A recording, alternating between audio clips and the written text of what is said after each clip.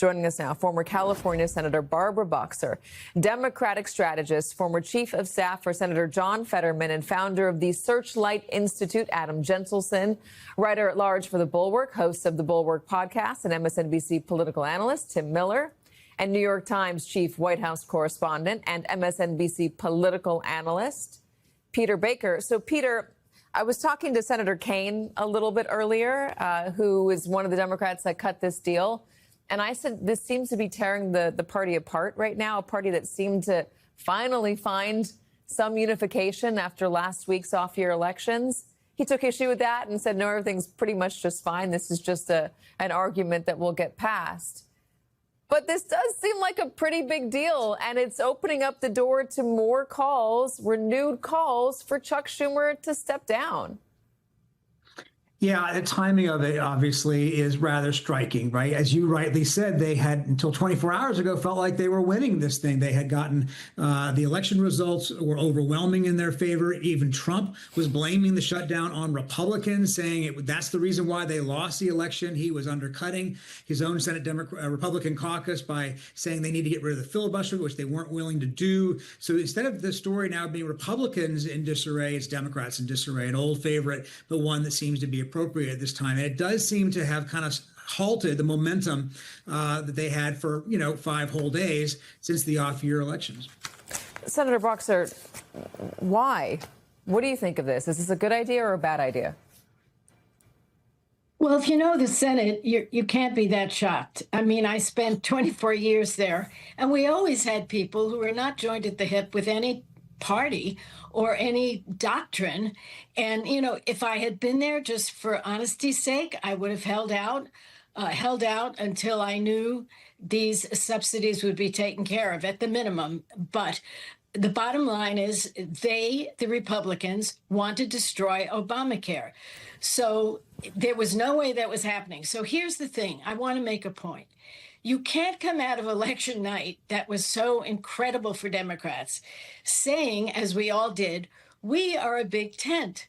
The New York City mayor is nothing like the governor of Virginia, and then be so shocked when some Democrats go their own way. That's the way it is. We're not joined at the hip, and we don't answer to, a cult leader. It's not good. I'm not saying it's good, but it's the way it's always been. Is this an example, though, of big tent, Tim? I mean, is this what your takeaway is? Well, not exactly, but I don't know. I guess I'll be the contrary on this. I think that the Democratic senators handled this basically pretty well. You're playing chicken with the other. It's like you're playing chicken, and the other party wants to crash. Like, you're never going to win a game of chicken against Donald Trump. So why even get into this? I mean, they spent 40 days doing this. And I was talking to Senator Kaine a moment ago, and he basically laid out everything that they could have gotten if they never went into a shutdown. He was worried about SNAP benefits running out. Well, if they never went into a shutdown, SNAP benefits would not have run out. He was worried about federal workers getting laid off. Well, if they didn't go into a shutdown, they weren't going to get laid off. And so they spent 40 days saying this is all about health care, all about the ACA and these subsidies. This is the only point we're going to have any leverage on this. And then now they're like, well, we're going to have a separate vote, and the American public will get to see where Republicans stand. And by the way, it sounds like the House isn't even going to take it up. I hear all that, Katie, but that was the best case scenario from the start. But they had no choice but to do nothing. And here's the reality. If they wanted to get the health care subsidy extended, they needed to win the election last November. The Republicans control all of Washington. Like, this expectation that the Republicans are going to wake up one morning and say, you know what, we're going to do the emergency Obamacare extension.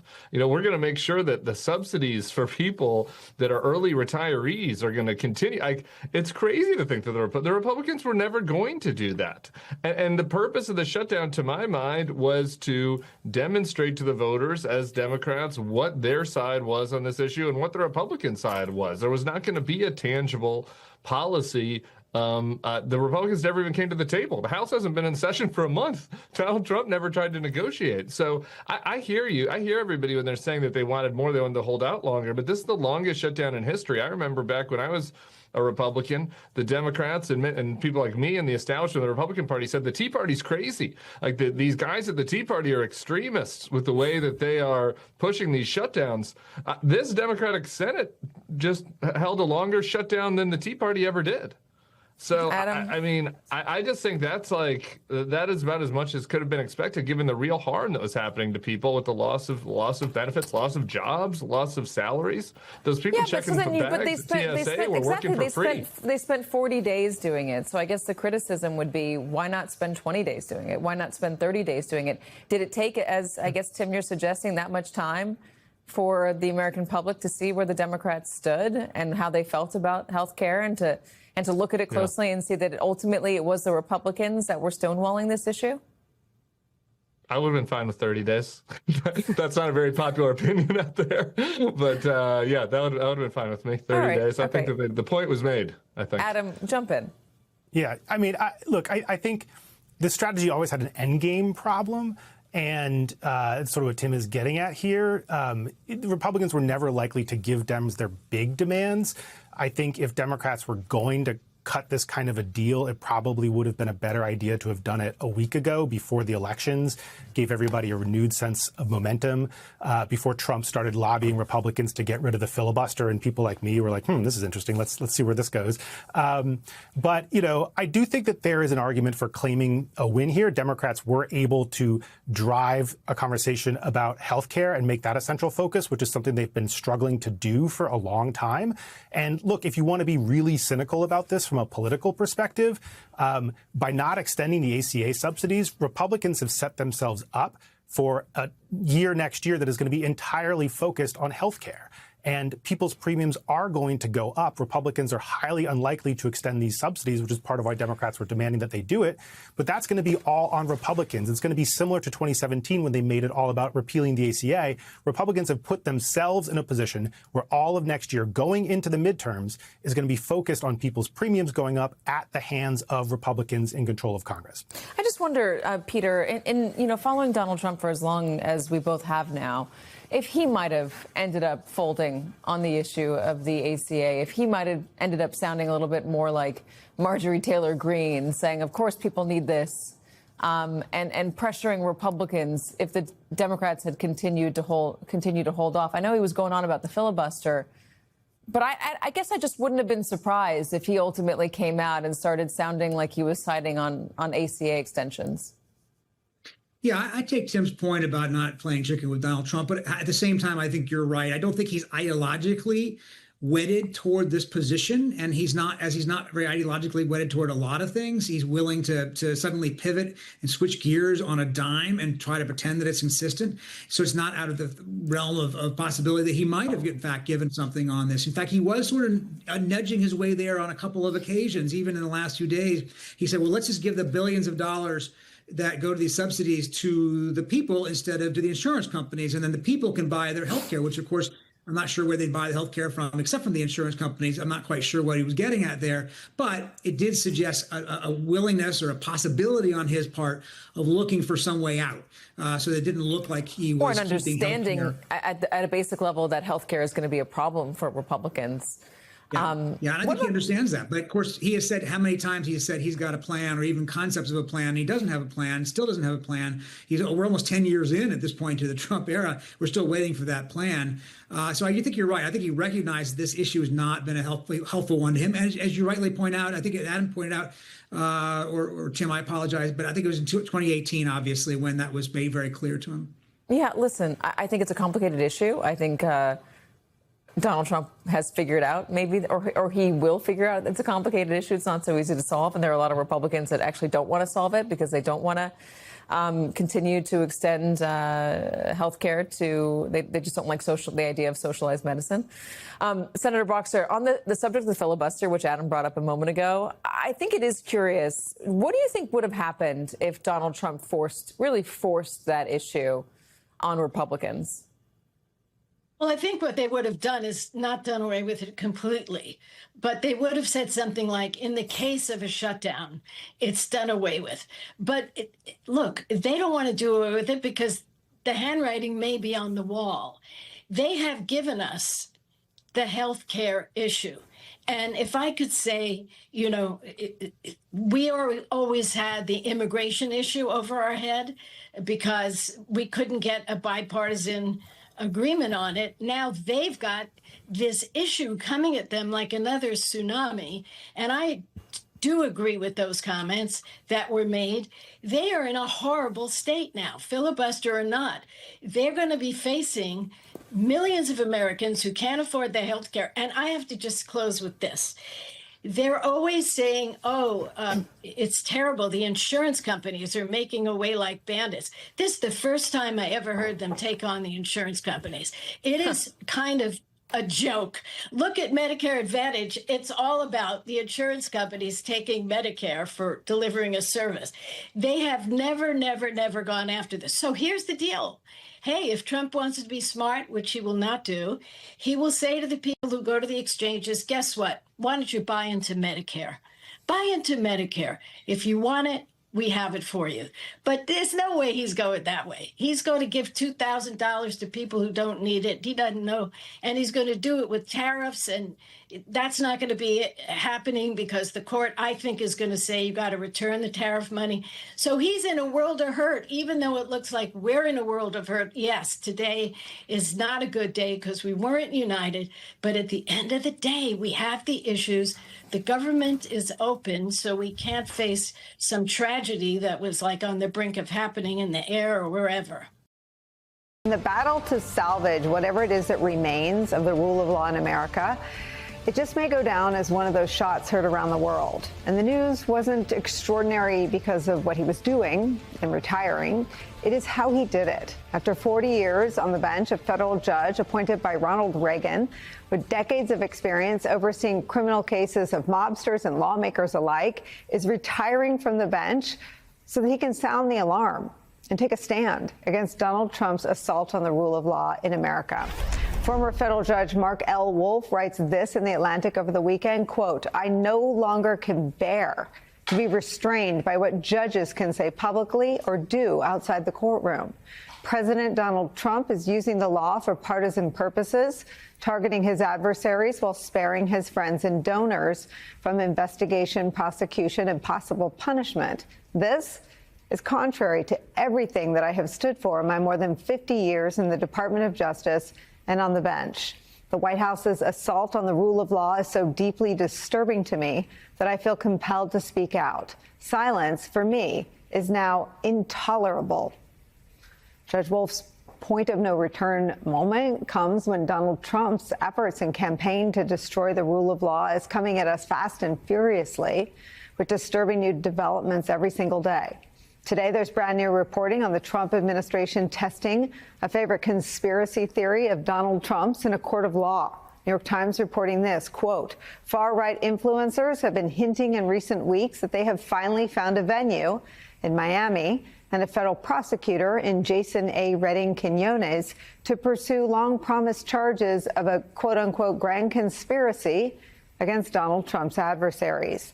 Their theory of the case, still unsupported by the evidence, that a cabal of Democrats and deep state operatives, possibly led by President Barack Obama, has worked to destroy Trump in a years-long plot spanning the inquiry into his 2016 campaign to the charges he faced after leaving office. MSNBC is reporting that more than 30 subpoenas have been issued, including for former director of the CIA, John Brennan. Not only has John Brennan denied any wrongdoing, but 2 previous investigations have failed to find any evidence of any crimes in the way the Russia investigation was handled or pursued. Neither John Durham, the special counsel handpicked and appointed by Donald Trump's attorney general in his first term, Bill Barr, nor the bipartisan Senate Intelligence Committee investigation, chaired by none other than Donald Trump's now Secretary of State, Marco Rubio, found anything that hinted at or merited criminal investigation or prosecution. But if prosecuting his political critics and opponents is one side of this ugly coin, quote, sparing his friends and donors from investigation, prosecution, and possible punishment, as Judge Wolf writes, is the other. Announced over the weekend pardons by Donald Trump for scores of his allies, the ones involved in the plot to overturn his 2020 election defeat. 77 pardons in total from those who served as fake electors in swing states, all the way up to Trump's former Attorney General Rudy Giuliani and his former Chief of Staff Mark Meadows. None of those people pardoned actually faced federal charges, but the signal is loud and clear, isn't it? Stick with Donald Trump and get your own get out of jail free card. It is a part of an alarming and dangerous pattern on the part of Donald Trump and his administration. As Judge Wolf writes, quote, what Nixon did episodically and covertly, knowing it was illegal or improper, Donald Trump now does routinely and overtly. Resisting Donald Trump's assault on the rule of law is where we start today with former United States District Judge Mark Wolf. Thank you for being here. Thank you, Nicole. I appreciate the opportunity to speak with you and to some of the American people. What have the last 36 hours been like since your piece in The Atlantic dropped? It's been a whirlwind. For the last 45 years as a federal prosecutor, as the last 40 of those as a federal judge, I've been limited to what I can say, to what I properly say in the courtroom. I've been overwhelmed by the reaction to my piece in The Atlantic, including the invitation to speak with you. It's been very encouraging in a way, because as you saw in my piece, I expressed some skepticism about what I'm striving to do in this new chapter will be successful, although I think it's important to try and to work with many others to try to protect our rule of law and democracy in the United States. The response I've received gives me greater hope than I had 36 hours ago. One of the things that I worked in the government, and one of the things that I understand from covering the Trump story for 9 years, well, one is that my brain will probably be studied for having to cover the Trump story for 9 years. But the other is that for every person like you, for whom entering the public debates around policy and politics was once unthought of, there are hundreds, and probably in your case, thousands others.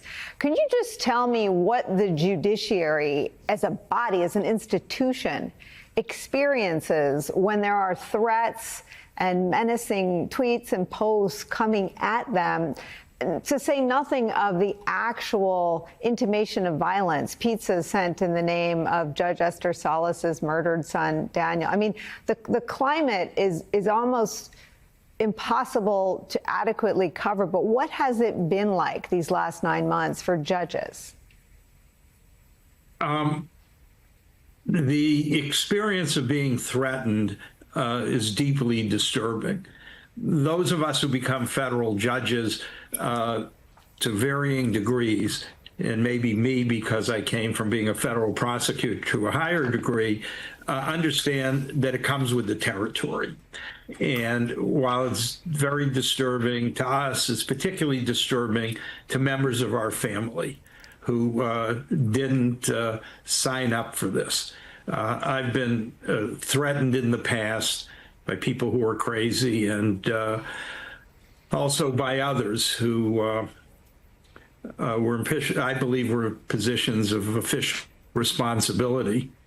And I don't think that the threats affect how any judge performs his or her work, but it does make it more difficult, more anxious, and particularly imposes harms or anxieties on people close to us.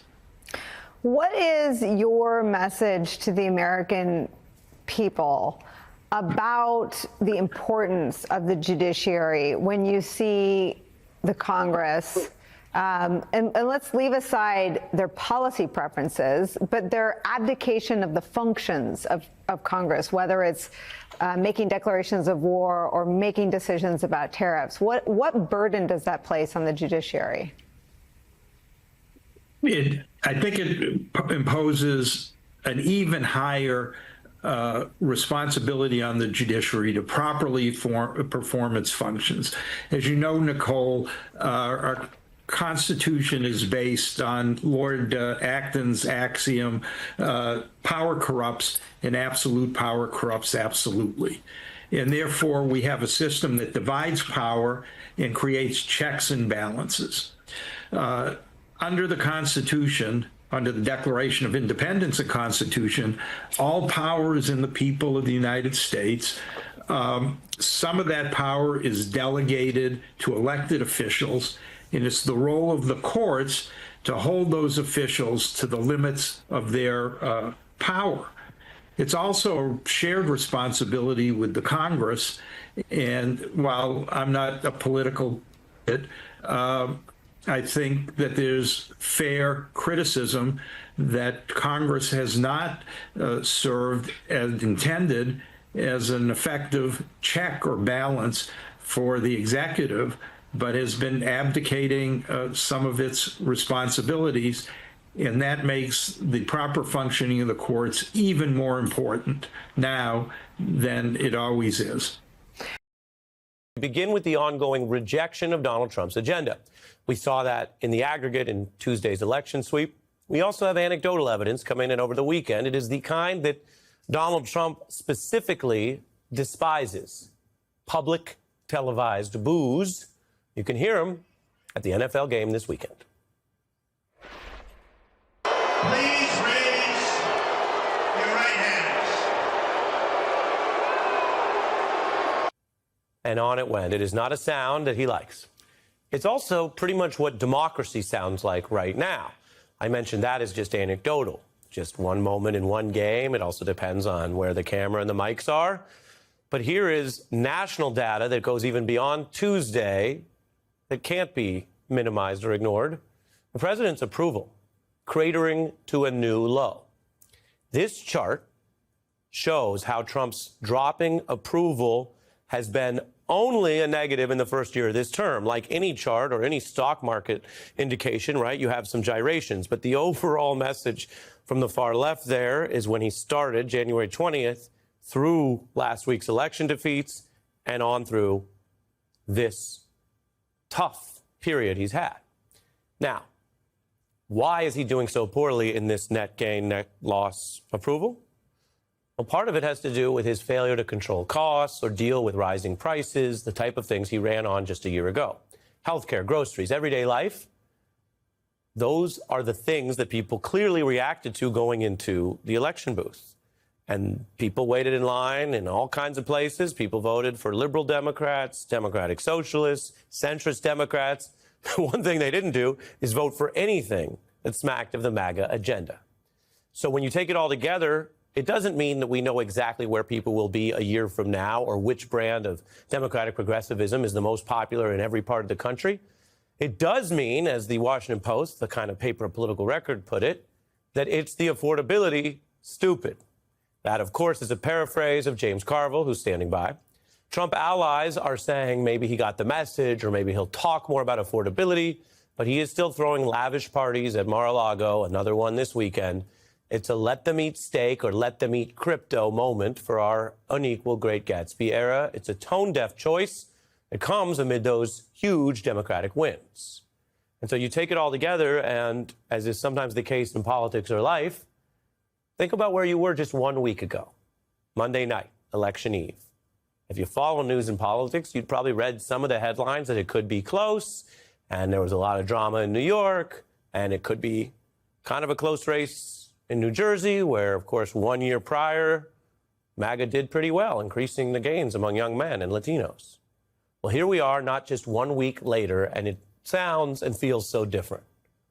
But what's different is only that the voters finally spoke. They weren't crowded out by autocratic MAGA tantrums or calls to control what you see on your TV or cancel Jimmy Kimmel. They weren't over-dramatized by ICE agents and mass snatching people up off the streets. When you turn down the volume of all of that, and as the mayor-elect said in New York, turn up the volume of the people, you get a very different picture. And right now, it is a picture that overwhelmingly rejects whatever this first year of Donald Trump's second term stands for and is demanding change. With that in mind, we turn to James Carville, who knows his way around a change election or two. I wanted to get your reaction to what Tuesday night's Democratic sweep meant, as well as anything else you want to weigh in on right now. Well, thank you. All right. First of all, it was complete and it was impressive. I mean, and it was all across the board. Maybe the most impressive, I'd pick one out, was what happened in Pennsylvania. It was Supreme Court retention that got 62%. A county executive race in Erie, Pennsylvania, the Democrat got 24.6. That is impossible. That is almost politically impossible. Erie is, by the way, the swingiest county in the swingiest state. Understand that.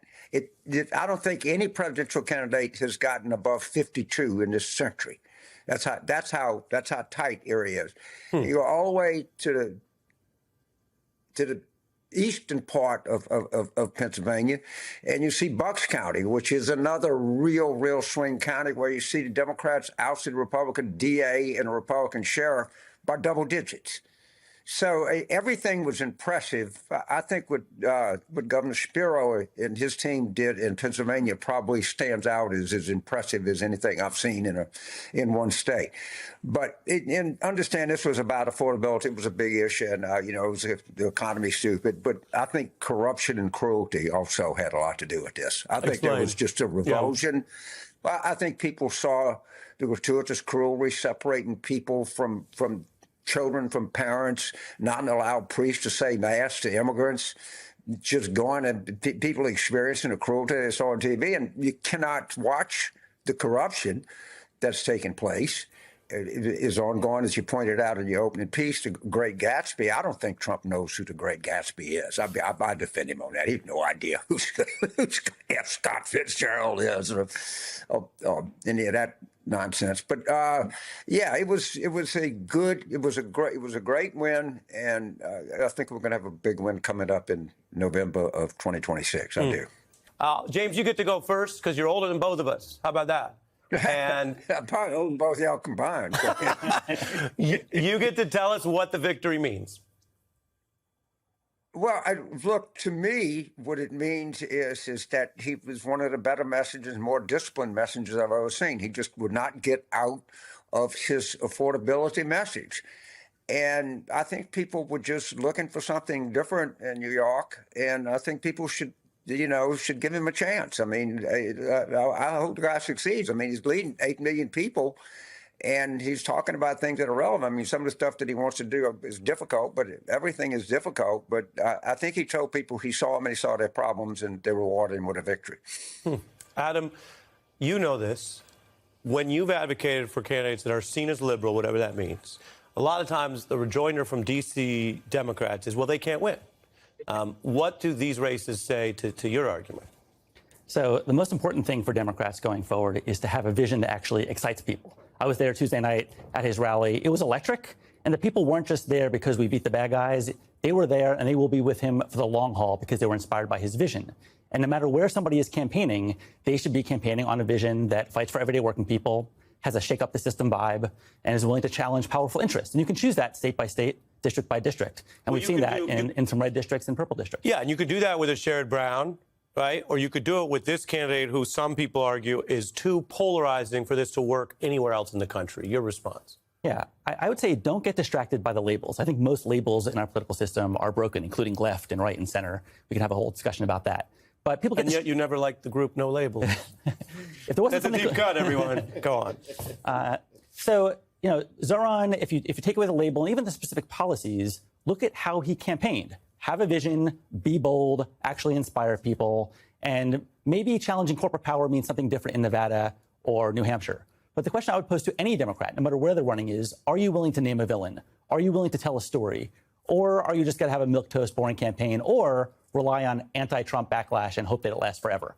Surprise, it won't. So if Democrats want to have a durable coalition and not just win in years where Donald Trump is very unpopular, we need to follow his lead everywhere in terms of having a vision and actually inspiring people. Yeah. James, what's interesting is you and Adam are overlapping quite a bit. And I really know you both well enough to know that doesn't always happen.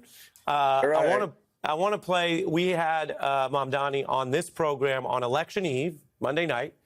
And to set up an exercise with him, we mentioned some of your past praise of what you just referred to, his discipline. So I want to play that and his response. Take a look.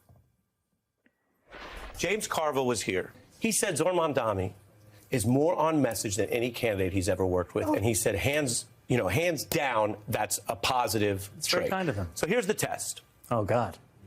How quickly can you go from this topic back to affordability? Okay. Halloween. Here's the thing. You're seeing candy prices shoot up across New York City. And it's part of the fact that we're the most expensive city in the United States of America. You got to take a look at that. James? A+. Prof Carville goes, look, the guy has got a certain amount of charm. And he certainly understands what message discipline is. I really hope he succeeds. I think it would probably be really good for New York. But I would caution people on one thing. The mayor of New York has historically never been much of a figure in national politics. As important as New York City is, and I told a friend of mine, the mayor of New York has actually never gone on to be elected governor in New York, and I was corrected. It did happen in 1869. So I think that the mayor-elect has a big city to run. He has a big agenda to get things done, and I hope he succeeds. I really do. Adam, a related debate has been about the other leaders of the party. Everyone lived through Biden, and the D.C. sort of elite messaging was, there's no problem here. There's no problem here. If you say there's a problem, there's something wrong with you.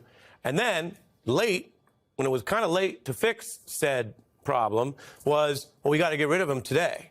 I mean, it was really something we lived through last year. Now, Senate leader is not the same as president, but your group is coming out against Schumer, who's already been taking on water. Headline, this is your group, as I mentioned, Adam Green's group. Progressive leader calls for Schumer to step aside. Adam Green of the PCCC says the Senate deal to end the shutdown is a failure of Schumer's leadership. And there's been a lot this year that Dems have been unhappy with. Why are you making news on this now? And do you think you'll get anywhere? Yeah. I don't know anybody who thinks that Chuck Schumer is a spectacular leader for this moment. That would include many senators, I'm sure James Carville knows, who in private conversations will say he's not the person to lead us, our caucus, in this moment. And, in other countries, when a leader fails, they step down immediately, whether it's an election or something like Brexit. The next day, they'll step down being like, you know what? You trusted me. I tried. I failed. Goodbye. Only in this country are we saddled with people who lose over and over again. And, it's a real problem for groups like ours that want to be out there, per James' advice, asking people to donate to Senate candidates, volunteer for Senate candidates, to be like, you know what? If we get some fresh blood in there, they will be following Chuck Schumer's lead. That's not really an inspiring proposition right now.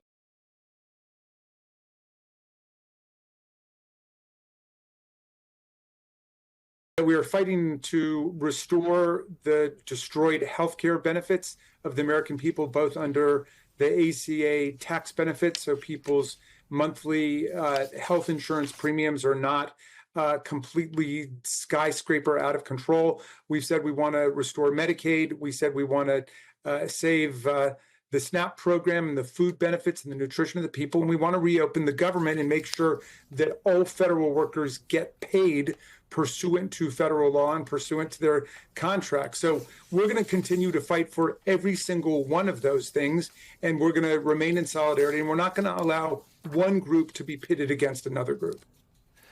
Congressman Raskin, lots of developing news on what you obtained regarding the Jeffrey Epstein investigation. But one thing I continue to be perplexed by is the arrangement for Maxwell to go to this minimum security prison.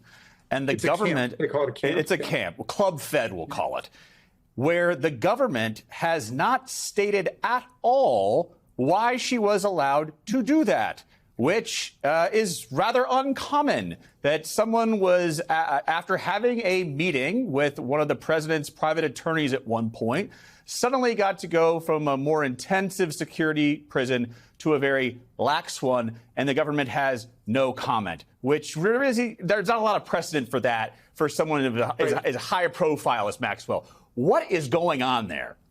Well, connect the dots here. Okay, July 22nd, our Democratic colleagues on the Oversight Committee force a vote and win a bipartisan vote to subpoena Ghislaine Maxwell.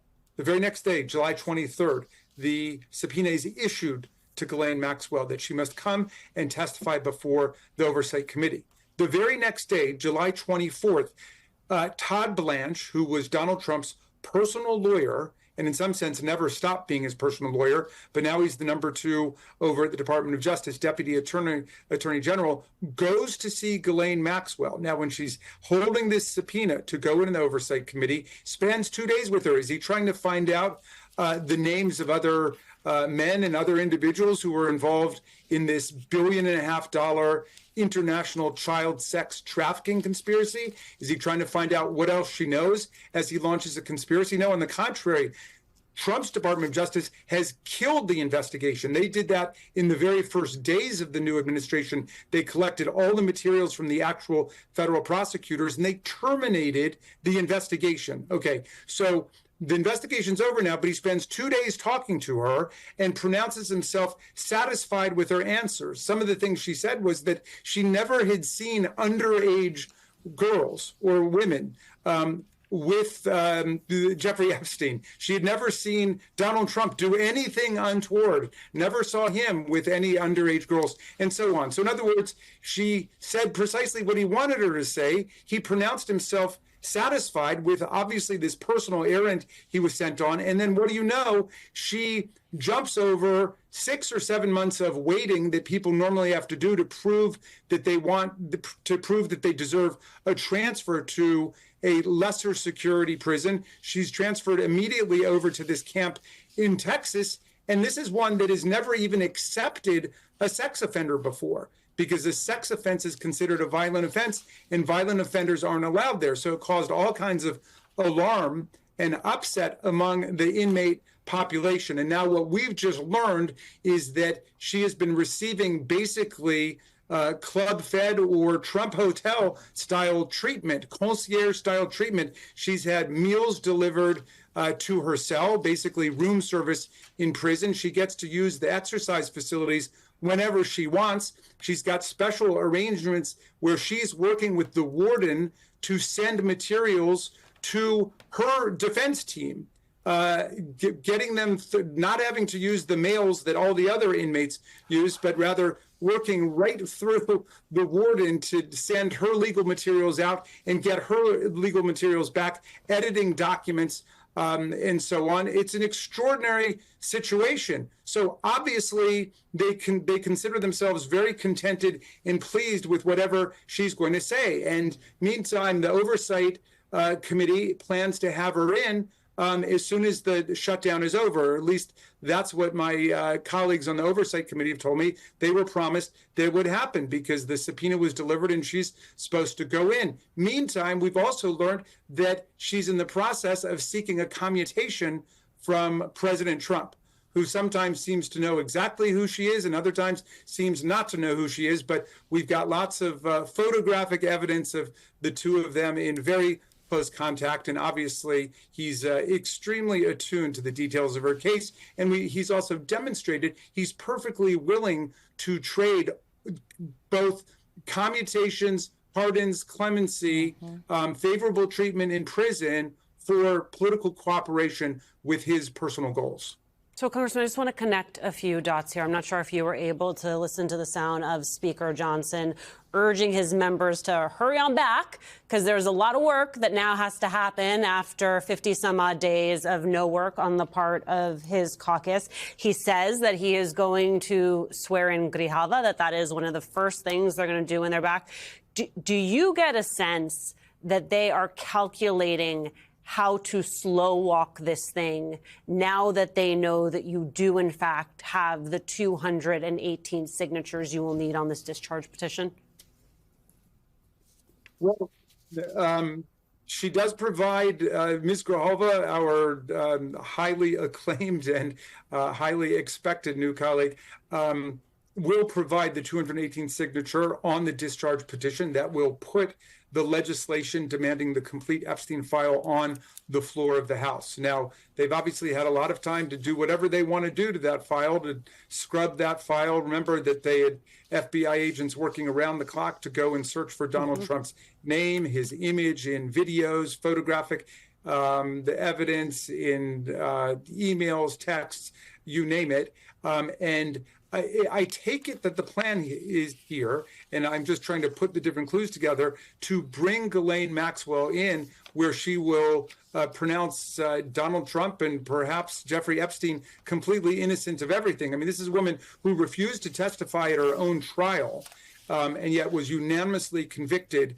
of being a child sex offender, both procuring and grooming the girls to come in underage in order to enter this vicious international child sex trafficking ring, and then also participating herself, as has been explained by a number of the survivors and the victims. So look, the victims and the survivors are the voice that counts here. We have got to hear from them about their own personal experience and then also what they know about what was taking place.